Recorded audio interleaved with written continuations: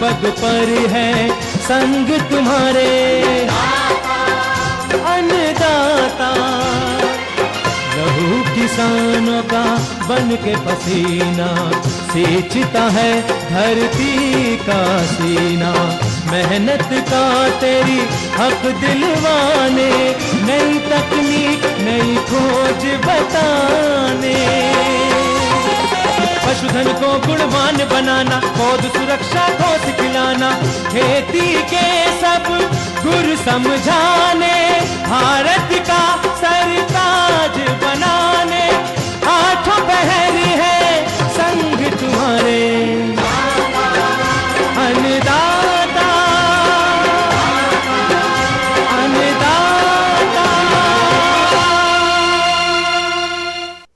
नमस्कार, मैं हूं आपके साथ विभा उपाध्याय और आप सभी दर्शकों का अन्नदाता कार्यक्रम में स्वागत करती हूं। हमारे देश का किसान जन का पोषक है, वो श्रम का देवता है, अन्नदाता है।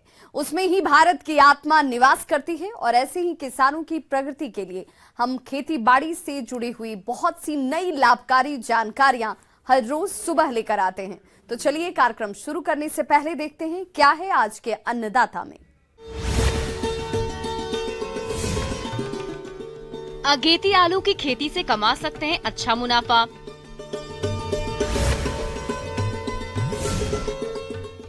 गिनी फाउल पक्षी के पालन से कमाए मुनाफा।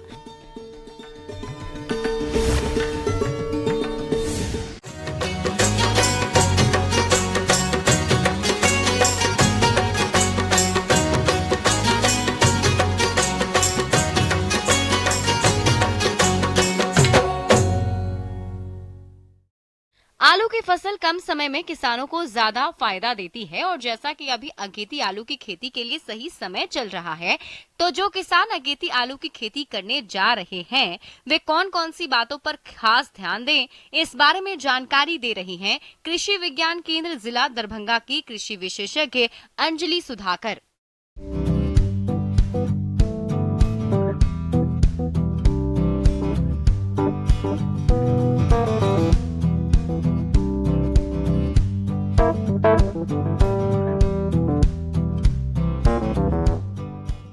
अभी जैसा कि खरीफ सीज़न में बहुत किसान बंधु ने अपने खेतों में धान लगाए हैं या फिर तो इस बार देखा गया है मौसम की कमी की वजह से जो है उनके धान की फसल नष्ट हो चुकी है कई खेतों में। उसके अलावा किसी किसान बंधु का खेत खाली भी रह गया है। ऐसी अवस्था में किसान अपने खेतों में अगेती आलू का चयन कर सकते हैं, जिससे कि उनको इस फसल चक्र में एक मुनाफा का एक जरिया हो सकता है।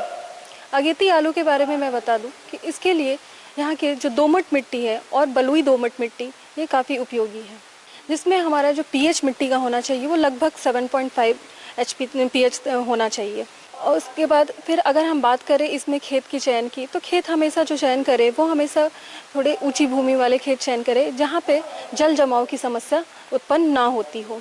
उसके बाद खेत में अगर हम खेत तैयारी की बात करें तो खेत में आपको जुताई के लिए पहले उसमें ऐसा खेत चुनें जो कि खरपतवार से मुक्त हो। खरपतवार में अगर हम जुताई की बात करें तो जुताई में हमें सबसे पहले इसे डिस्क हैरो से पहली जुताई करनी चाहिए, जिससे कि इससे जो भी खरपतवार हो वो नष्ट हो जाए और इसमें जो मिट्टी की जो है वो उलट पुलट किया जा सके। उसके बाद इसमें हम लोग 2 जुताई कल्टीवेटर के माध्यम से करवाते हैं। 2 जुताई का इसके बाद जो है हमें एक बार मिट्टी पे पाटा लगवा देना चाहिए। अब बात आती है खाद और उर्वरक प्रबंधन की। तो 20 टन सड़ी हुई गोबर की खाद, 250 किलोग्राम यूरिया, 180 किलोग्राम डीएपी और 170 किलोग्राम एमओपी का आप प्रयोग करें, जिसमें यूरिया की 80 किलोग्राम और अन्य खाद उर्वरकों की पूरी मात्रा बुआई के समय दें और शेष बची यूरिया की 170 किलोग्राम मात्रा का प्रयोग आप 30 से 35 दिन की खड़ी फसल में करें, जिससे आपके फसल की पैदावार अच्छी होगी। इसमें हम लोग पहले जब खेत तैयार करेंगे तो हमें तीनों मिक्सचर हमें 50% यूरिया को अलग रख लेना है और बाकी सभी उर्वरक को मिला के खेतों में उसकी छिड़काव करनी है। और बाकी 50% जो यूरिया है वो आप 30 से 35 दिनों के बाद खेतों में छिड़काव करें। खेत तैयार करने के बाद जो है हमें इसमें जो बुआई की अगर हम बात करें तो बुआई में हमें सबसे पहले जो चयन करनी होगी वो प्रभेदों की। प्रभेदों की बात करें तो हमारे इस क्षेत्र के लिए जो उपयोगी प्रभेद हैं वो हैं आपके पूसा आलू 3, कुफरी विशाल, कुफरी चंद्रमुखी, कुफरी कुबेर। तो ये प्रभेद जो है इस एरिया के लिए काफ़ी उपयोगी हैं। उसके बाद बात करते हैं कि अब हमें किस तरीके से इन्हें लगाना है। तो सबसे पहले जो है हमें इनका ट्रीटमेंट करना है।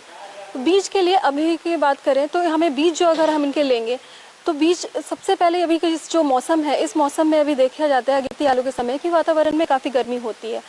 तो इसलिए अगर किसान बंधु अगर खेतों में अपने आलू लगा रहे हो तो वो हमेशा एक कटे हुए आलू का उपयोग ना करें कि जिसकी वजह से अगर उनमें सड़न की समस्या उत्पन्न हो सकती है।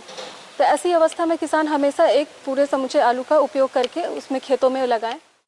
जहां तक बीज दर की बात है तो 10 ग्राम वजन वाले कंदों का 12 से 15 क्विंटल और 30 ग्राम वजन वाले कंदों का 25 से 30 क्विंटल प्रति हेक्टेयर कंदों की आवश्यकता पड़ती है। किसान भाइयों, कंदों को हमेशा किसी प्रमाणित संस्थान से ही खरीदें। और उसके बाद लगाने के पहले इसे आपको उपचारित करना है, जिसमें आप 2 ग्राम मेन्कोजेब के साथ इसको ट्रीटमेंट करके इसे थोड़ी देर सुखा के और इसके बाद इसमें खेतों में लगाएं। खेतों में लगाने के लिए आपको हमेशा इस चीज़ का ध्यान रखिए कि इसमें आप कतार में लगाएं, जिसमें आपकी कतार से कतार की दूरी जो है वो 40 से 50 सेंटीमीटर की दूरी पे होनी चाहिए और आपके पौधे से पौधे की दूरी जो है वो 20 से 25 सेंटीमीटर की दूरी पे होनी चाहिए। उसके बाद हम बात करते हैं कि इसमें खरपतवारनाशी की अगर आपको मैनेजमेंट करना है तो खरपतवारनाशी के लिए हमें कोशिश करनी है कि इसमें आपको पहले खुरपी के माध्यम से आप इसमें खरपतवार को निकालें। अगर खरपतवार की समस्या बहुत अधिक हो गई है तब हम रासायनिक विधि की ओर बढ़ेंगे। हमेशा किसान बंधुओं से मेरा ये आग्रह है कि वो जब भी ऐसी समस्या उत्पन्न हो तो वो पहले हाथों से या खुरपी के माध्यम से खरपतवार को निकाले, तभी वो रासायनिक विधि की ओर जाएं। रासायनिक विधि में इसमें हम लोग सबसे पहले इसका प्रयोग कर सकते हैं आपका जो कि चौड़ी पत्ती और सकरी पत्ती के खर इसमें उत्पन्न होते हैं, जिसमें हम लोग मेट्रीब्यूजिन नामक दवा का छिड़काव करते हैं। इसकी मात्रा आपकी 130 ग्राम प्रति एकड़ के हिसाब से हम लोग डालते हैं। किसान भाइयों, अभी तक आपने खेती से जुड़ी हुई कुछ उपयोगी जानकारियां देखी। अब लेते हैं एक छोटा सा ब्रेक, जल्द लौटेंगे और कार्यक्रम में आगे भी है खेती बाड़ी से जुड़ी हुई महत्वपूर्ण जानकारियां, तो बने रहिए हमारे साथ।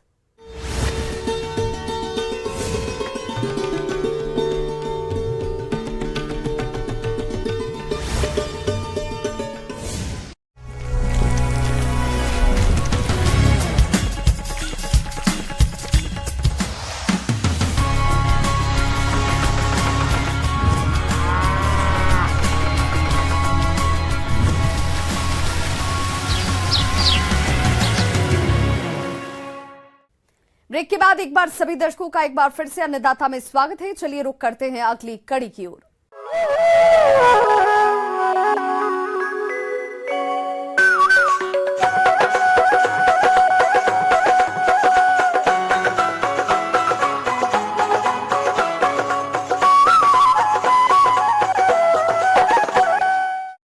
कृषि से जुड़े व्यवसायों में गिनी फाउल पक्षी का पालन आज किया जाने लगा है। इसका पालन अंडा और मांस के लिए किया जाता है। इस पक्षी के पालन में मुर्गी पालन की तुलना में रोग कम लगते हैं और इनके खान पान पर खर्चा भी कम आता है।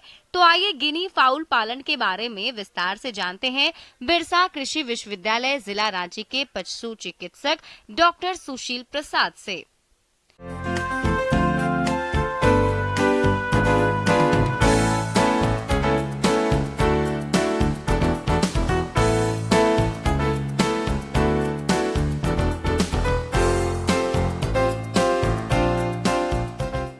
इसमें जब हम पोल्ट्री की बात करते हैं, पोल्ट्री खास तौर से आम तौर पर लोग पोल्ट्री कहते हैं, मुर्गी के लिए सिर्फ करते हैं, लेकिन पोल्ट्री कहने का तात्पर्य हमारा सिर्फ मुर्गियों से ही संबंधित नहीं है। इसके अंदर में बत्तख भी है, टर्की भी है, गिनिया फाउल जिसको चाइना मुर्गी कहते हैं वो भी है, या तेतरी भी कहा जाता है। गिनी फाउल का पालन कम पूंजी वाले किसान बड़े आराम से कर सकते हैं, लेकिन आसपास अच्छी जगह होनी चाहिए जहां ये पक्षी घूम फिर सके और बाहरी चीजें खा सके। इससे इनके आहार का खर्च भी कम हो जाता है। और तेजी से विकास होता है। जो खास तौर से उन किसान भाइयों के लिए बहुत ही लाभदायक है जहाँ पर चरने की व्यवस्था हो, क्योंकि ये चाइना मुर्गी यानी गिनी फॉल एक ऐसा पक्षी है जो कि स्कैवेंजिंग कहते हैं, जिसको हम चरने के इसमें अगर आपके पास कोई घेरा हो उसके अंदर में रख करके चरा करके इसका पालन कर सकते। इस पक्षी को अर्ध सघन बिछाली व्यवस्था में पालना सही रहता है। यह बहुत चंचल पक्षी होता है और घूमते रहना पसंद करते हैं, इसलिए इनकी आवास में अच्छी जगह होनी जरूरी है। तो गिनी फॉल आजकल पहले ये कहीं कहीं पर में देखने को मिलता था, लेकिन अब इसका पालन भी मुर्गियों की तरह ही किया जा रहा है। तो गिनी फॉल के में अंडा देने की क्षमता भी अधिक है, लेकिन ये मौसमी अंडा देने वाली पक्षी हैं। अप्रैल से जैसे देना शुरू किया सितंबर तक, तो ये इनका अंडा भी थोड़ा नुकीला होता है एक तरफ और चौड़ा होगा दूसरी तरफ। इसके अंडे में कोलेस्ट्रॉल, जो आजकल कहते हैं कि अंडा खाने से कोलेस्ट्रॉल बढ़ जाता है, तो लेकिन गिनी फॉल एक ऐसा पक्षी है जिसके अंडे में कोलेस्ट्रॉल की मात्रा बहुत ही कम है।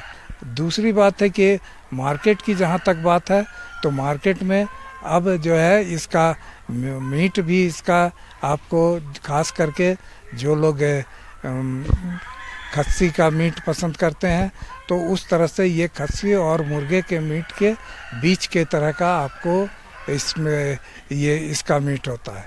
इसलिए इसका डिमांड भी धीरे धीरे बढ़ रहा है। जो भी मुर्गी पालक इससे जुड़ना चाहेंगे वो जुड़ सकते हैं। इसका मांस और अंडा रुचिकर होता है और कोलेस्ट्रॉल कम होने के कारण इसकी मांग अच्छी रहती है। ऐसे में अंडा या मांस बेचने में कोई समस्या भी नहीं आएगी। इसके 3 वैरायटी हैं। 3 वैरायटी में एक वैरायटी जो कि आप ज़्यादातर जगहों पर आप देखते होंगे कि चितकबरा टाइप का होता है, जैसे काला है उस पर सफ़ेद बिंदा बिंदा करके होगा, तो ये वैरायटी का नाम है पर्ल। दूसरा होता है एक सफ़ेद गिनी फाउल होता है जिसे हम कहते हैं वाइट, और एक स्लेटी कलर का होता है जिसे हम कहते हैं लेवेंडर। तो ये 3 प्रजातियां इसकी है। इनके रंग के आधार पर ही इनका नाम रखा गया है। और इसका पालन के लिए आप जिस तरह से मुर्गी पालन कर रहे हैं, अगर आप के पास व्यवस्था चराने की नहीं हो तो आप इसके मुर्गियों की तरह भी पालन कर सकते हैं, लेकिन इसको बिल्कुल बंद करके मत रखिए। इसके साथ इसके घूमने के लिए जगह चाहिए।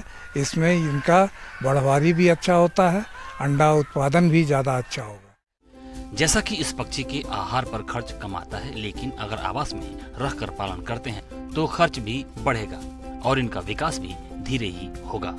इसलिए इनको रोज 4 से 5 घंटे घूमकर खाने के लिए जरूर छोड़ें।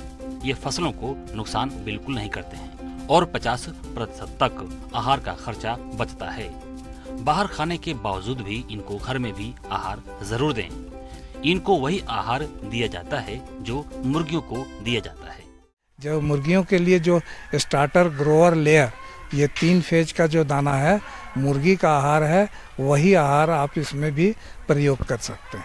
इसमें बीमारियों का भी प्रकोप कम है कि एक जो भी अगर इसका मरना होगा, अगर आपने इसका चूजों का प्रबंधन सही कर लिया तो समझिए बड़े होने के बाद इनमें मृत्यु दर बिल्कुल ही कम है। अगर 100 पक्षियों से इसकी शुरुआत करना चाहते हैं तो इतने पक्षियों को रखने के लिए 15 वर्ग मीटर जगह की जरूरत होती है, जिस पर आवास बनाने में 30,000 रुपए का खर्च आएगा, जो कि कई सालों तक चलेगा।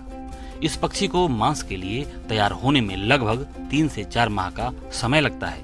इस दौरान एक पक्षी पर बूडर, चूजे, खाने के बर्तन, आहार, बिजली, दवा और अन्य खर्च लगभग 75 रुपए प्रति पक्षी आता है।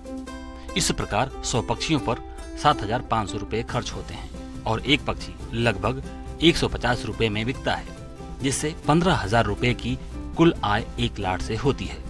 लागत निकालकर शुद्ध लाभ लगभग 7,500 रुपए 1 लाख से होता है और एक साल में लगभग 3 लॉट आसानी से निकलता है, जिससे साल की कुल शुद्ध आमदनी 100 पक्षियों से 22,500 रुपए होती है।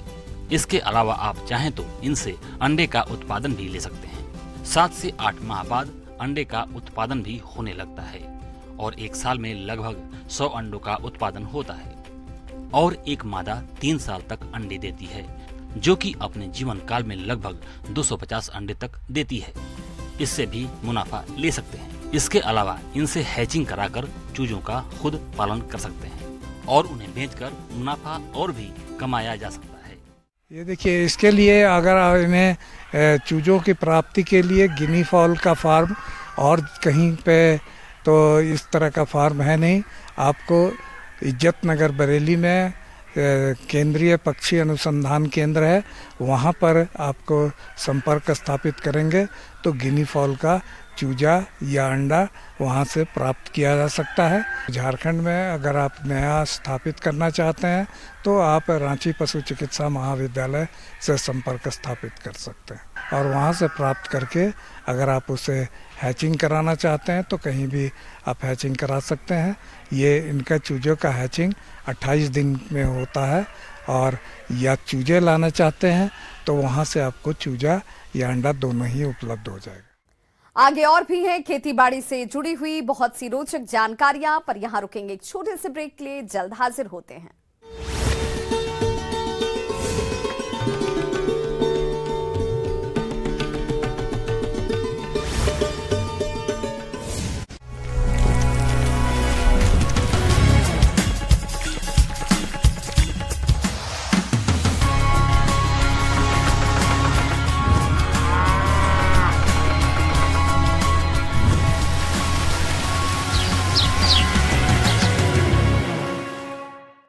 ब्रेक के बाद एक बार फिर से आप सभी दर्शकों का अन्नदाता कार्यक्रम में स्वागत है। बढ़ते हैं अपनी अगली प्रस्तुति की ओर।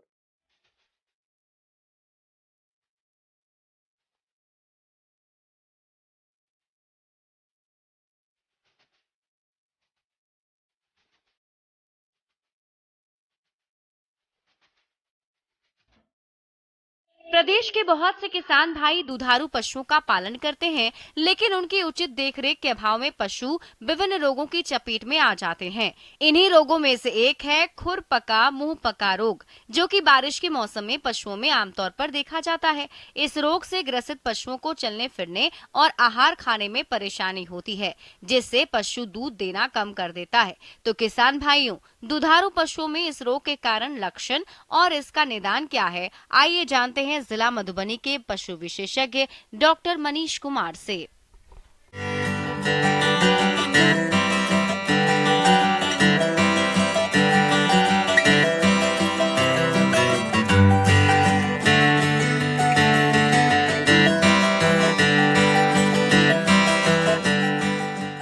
नाम से ही फूट एंड माउथ डिजीज है, नाम से ही क्लियर है, ये पशुओं के मुंह एवं उनके पैर से संबंधित रोग है।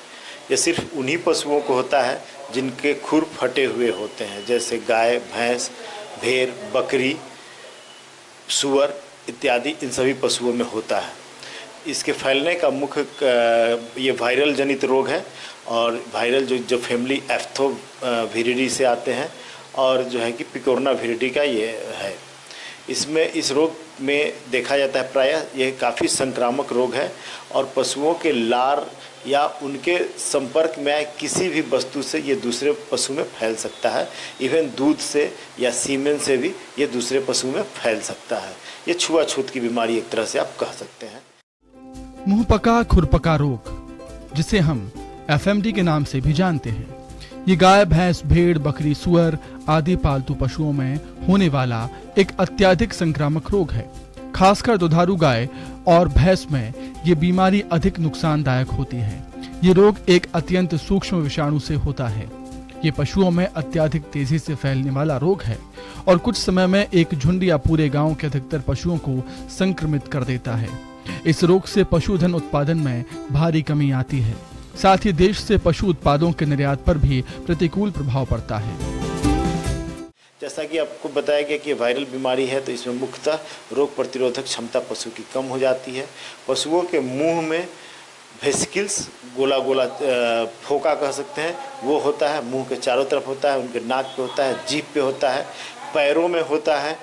उसके अलावा उनके थन के आसपास भी होता है। इसमें अगर बीमारी काफ़ी संक्रामक है तो इसमें 100% पशु प्रभावित हो सकते हैं। इसमें मोर्टलिटी दर, मृत्यु दर काफ़ी कम है। केवल यंग पशु मरते हैं, बड़े उम्र के पशु नहीं मरते हैं। लेकिन ये पशुओं के उत्पादकता को काफ़ी प्रभावित करता है, चूँकि ये मुंह में होता है, पैर में होता है, थन में होता है। चूँकि मुंह में सबसे ज़्यादा प्रभावित करता है, पशु खाना कम कर देते हैं, और खाना जैसे ही 3-4 दिन कम करेंगे पशु कमज़ोर हो जाता है, पशु का उत्पादन में काफ़ी ह्रास होता है, जिससे एक तरह से कहिए कि ये पशुओं में होने वाला आर्थिक रूप से सबसे महत्वपूर्ण रोग है। पशु सुस्त पड़ जाते हैं। खुर में जख्म होने की वजह से पशु लंगड़ा कर चलता है। पैरों के जख्मों में जब कीचड़ मिट्टी आदि लगती है तो उनमें कीड़े पड़ जाते हैं और उनमें बहुत दर्द होता है। पशु लंगड़ाने लगता है। दुधारू पशुओं में दूध का उत्पादन एकदम गिर जाता है और पशु बहुत कमजोर होने लगते हैं। इसका 7 दिन या 4 दिन 5 दिन में पशु को जो है कि रोग प्रतिरोधक क्षमता बढ़ाने की दवाइयों के साथ साथ ठोस कॉन्सनट्रेट आहार दे के ठीक किया जा सकता है। इसके अलावा हम लोग ये सोडा को मुंह में लगाते हैं, थोड़ा सा पोटासियम परमैंगनेट जिसको उसके पानी से उसके खुर को धोते हैं, मुंह को धोते हैं। सिम्टोमेटिक ट्रीटमेंट भी करते हैं। चूँकि ये घाव होता है तो धीरे धीरे सेकेंडरी बैक्टीरियल इन्फेक्शन होने की संभावना होती है, तो हम लोग सेकेंडरी ट्रीटमेंट करते हैं। हम लोग इसको बचाव, जैसे किसी एक पशु में देखते हैं कि ये बीमारी आती है, हम उस पशु को अलग बांधते हैं तथा रेस्ट ऑफ द पशु से उसको अलग करके क्वारंटाइन करते हैं, जिससे कि ये एक पशु से दूसरे पशु में नहीं फैले। साथ ही जो पशुपालक उस पशु को, प्रभावित पशु को देख रहे हैं, वो प्रभावित पशु के साथ अपना समय, खाना पीना या बाकी समय व्यतीत करने के बाद दूसरे स्वस्थ पशु की तरफ जाने के पहले अपने आप को पूरी तरह से सैनिटाइज कर इस रोग के प्रभाव को रोक सकते हैं। इस बीमारी से प्रभावित पशु अल्दो 7 से 10 दिन में ठीक हो जाते हैं और धीरे धीरे रिज्यूम कर लेते हैं, लेकिन ये अलग अलग पशुओं में बहुत ज़्यादा दिन तक कैरियर के रूप में रहते हैं। जैसा कि गाय और भैंसों में ये 2.5 से 3 साल तक इनका विषाणु वायरस पशुओं में रहता है, जो कि कभी कभी कैरियर के रूप में काम करते हैं और वहाँ ये फिर से बीमारी को दूसरे पशु में फैलाने का काम करते हैं। इस रोग के उपचार के लिए सबसे पहले रोगग्रस्त पशु के पैर को फिनाइल युक्त पानी से दिन में 2 से 3 बार धोकर मक्खी को दूर रखने वाली मलहम का उपयोग करना चाहिए। मुंह के छाले को 1% फिटकरी अर्थात 1 ग्राम फिटकरी 10 मिलीलीटर पानी में घोलकर दिन में 3 बार धोना चाहिए। इस दौरान पशुओं को मुलायम और सुपाच्य भोज दिया जाना चाहिए। पशु चिकित्सक के परामर्श पर दवा देनी चाहिए। इससे बचाव के लिए हमारे देश में वैक्सीन उपलब्ध है, जिसको FMD का वैक्सीन कहते हैं, और ये शुरू में पशुओं को 3 से महीने के बाद के किसी भी स्वस्थ पशु को लगाया जा सकता है। जैसा कि हम जानते हैं बीमार पशु को वैक्सीन नहीं देते हैं, और लेट प्रेगनेंसी, बाद के गर्भावस्था, 6 महीने के बाद की गर्भावस्था में भी हम लोग वैक्सीन नहीं देते हैं। 3 महीने से बड़े किसी भी पशु को लगाया जा सकता है और प्रत्येक साल इसको रिपीट किया जाता है।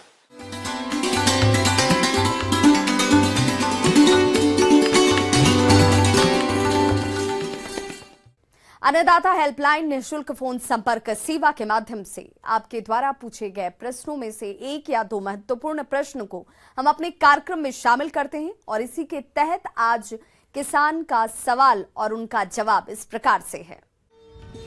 आज की अन्नदाता हेल्पलाइन में हमने जिस प्रश्न को शामिल किया उसे पूछा है गांव लश्करी, जिला बांका के कमल कुमार ने। आपने मक्का की फसल में लगने वाले कीट और रोगों की रोकथाम के बारे में जानकारी चाहिए, तो इसके लिए देखिए कार्यक्रम का यह अंश। मक्का में लगने वाले बीमारी तथा कीटों के प्रकोप के बारे में जानकारी दे रहा हूं, और इसके कैसे हम लोग रोकथाम करेंगे इसके बारे में बताना चाहूँगा। तनाछेदक कीड़ा जनरली क्या होता है, पौधा का जो ऊपर का जो भाग होता है, जहाँ से जो नया पत्ता निकलता है, उसमें देखा जाता है, खास करके अटैक होता है और वो पूर्ण रूप से खा करके ख़त्म करता है, जिससे कारण पौधा में ठीक से बढ़वार हो नहीं पाता है। अंततः उपज जो मिलना चाहिए वो निश्चित रूप से बहुत ज़्यादा किसान को हानि होती है। तना भेदक सुंडी तने में छेद करके उसे अंदर से खाती है, जिससे गोब एवं तना सूख जाता है। यह मक्के के लिए सबसे अधिक हानिकारक कीट है। ध्यान देने वाली बात यह है कि इसकी सुंडियां 20-25 मिलीमीटर लंबी और स्लेटी सफेद रंग की होती है, जिसका सिर काला होता है और 4 लंबी भूरे रंग की लाइन होती है। इसकी सुंडियां तनों में सुराख करके पौधों को खा जाती है, जिससे छोटी फसल में पौधों की गोब सूख जाती है। बड़े पौधों में ये बीज के पत्तों पर सुराख बना देती है। इस कीट के आक्रमण से पौधे कमजोर हो जाते हैं और पैदावार बहुत कम हो जाती है। तो मेरा एक सुझाव होगा, जब मिट्टी चढ़ाने की समय होती है तो उस समय दानेदार दवा जड़ के पास में डाल करके तब मिट्टी को चढ़ाना चाहिए। जैसे कि आप जानते हैं मार्केट में एक तारा फिराडोन नामक दानेदार दवा मिलती है।